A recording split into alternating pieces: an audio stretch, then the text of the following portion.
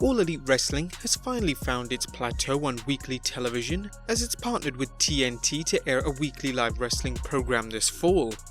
It's long been said that the devil is in the details, so what do we know about the details, and how is the WWE responding? Join us now as Wrestlelamia looks at why the wrestling TV ratings war has returned.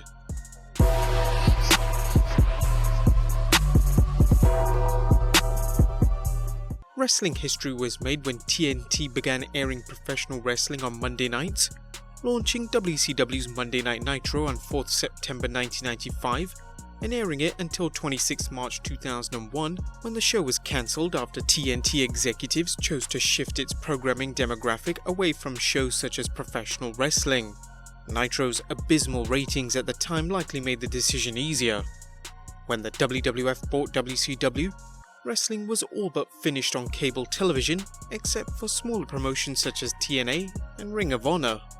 Now that is about to change as billionaire Shahid Khan's All Elite Wrestling will debut this fall. On 15th May 2019, Warner Media made the announcement that fans and industry analysts had been speculating about for months: AEW's television premiere.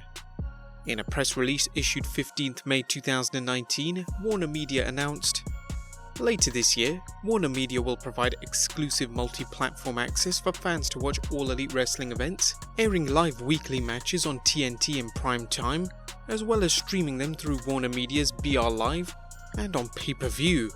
A leading digital sports enterprise, BR Live's high fan engagement will provide an invaluable opportunity to build AEW's audience." But why TNT? Why would TNT go with professional wrestling after an 18-year absence? Like most decisions in television programming, it boils down to the all-important ratings and demographics. TNT is running close with the USA Network, with Dave Shearer explaining how TNT only finished 2 slots behind USA in last year's top 10 ranking of cable networks. It's believed the only reason for this is the strong ratings WWE delivers for USA with Raw and SmackDown Live. While WWE's strong ratings may seem like an oxymoron, the ratings are strong enough for cable despite their ever-diminishing returns. There were reportedly discussions with other cable outlets such as Showtime to air AEW, but the deal was ultimately signed with TNT. AEW is also partnering with Warner Media's streaming service BR Live, which should offer another means of delivering AEW programming. Back in the day, wrestling promoters paid TV stations to air their weekly programming, and as wrestling grew more popular, cable networks paid promotions to air their shows, wanting to get in on the big ratings they delivered. That's still the case with the WWE, as both their recent Raw renewal with the USA Network and their blockbuster deal with Fox for SmackDown Live poured a small fortune into the WWE's coffers. Certainly, the WWE's ratings decline could impact both these deals. Both the USA Network and Fox feels the WWE's ratings are good enough to help their networks out. That being said, what can an untested promotion offer TNT? Obviously, TNT executives are sold on AEW's demographic, and they've noted the success of All Elite, All In and AEW's Double or Nothing, but the promotion has no other track record. Nonetheless, while TNT is dealing from a strong bargaining position, the TNT AEW deal is far from one-sided. This week's issue of the Wrestling Observer notes, "The terms of the deal were said to be very complicated.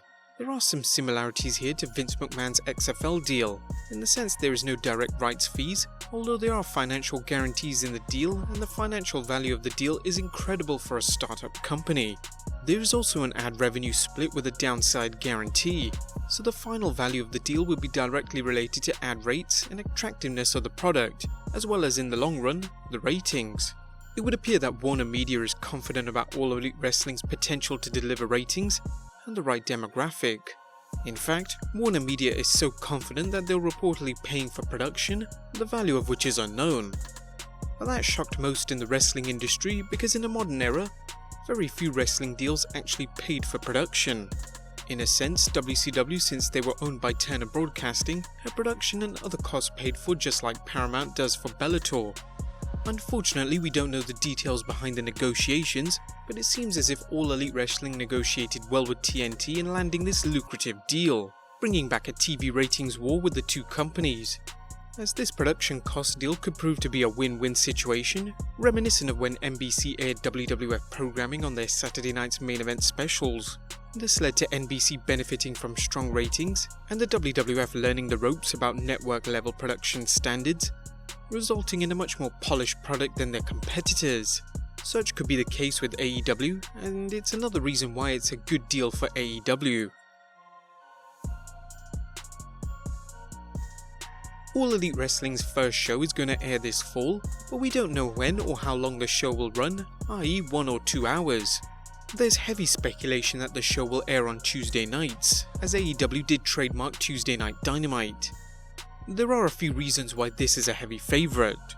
First, there's the idea that there's a built-in audience on Tuesday nights as fans have been watching SmackDown Live, soon to be moving to Friday nights on Fox. Second, Brian Alvarez noted on the Wrestling Observer Live that the WWE believes TNT will run AEW on Tuesday nights. Third, these rumours have led to speculation WWE will air a Tuesday night show, possibly on the WWE Network or on FS1. One rumour is that WWE might move NXT to Tuesday nights to fill the gap left by SmackDown, while there's a concern that wrestling would be preempted on Tuesday nights during the NBA playoffs. Programming could be moved to another night. Whatever night it airs, USA will air its last SmackDown show on 24th September 2019, with some seeing the following Tuesday as an ideal time for AEW's debut. Another important question is how long AEW's TNT show will be, with fans considering it either being 1 or 2 hours.